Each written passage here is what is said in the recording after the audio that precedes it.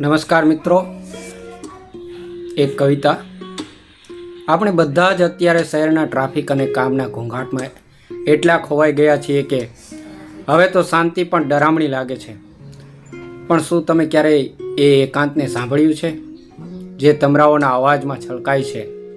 આજે કવિ નયન દેસાઈના શબ્દોમાં આપણું ખોવાયેલું બાળપણ અને એ જૂના દિવસોની યાદો તાજી કરીએ.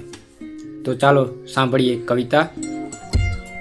કે એકાંત કેટલું સરસ છલકાતું છમજો, એકાંત કેટલું સરસ છલકાતું છમજો, ટોળે મળીને ગાય છે તમરાઓ તમજો, ટોળે મળીને ગાય છે તમરાઓ તમજો.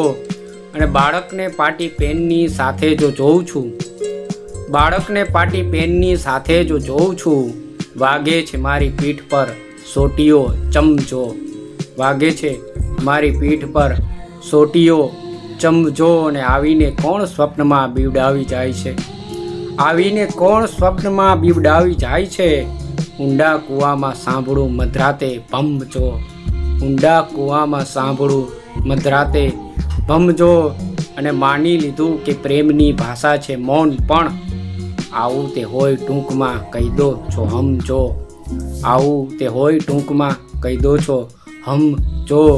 અને શોધે નયન કા હોરની ચીસોમાં બાળપણ, શોધે નયન કા હોરની ચીસોમાં બાળપણ, સુરતમાં ક્યાંથી ઘમર વલોણાનું ગમજો, સુરતમાં ક્યાંથી ઘમર વલોણાનું ગમજો.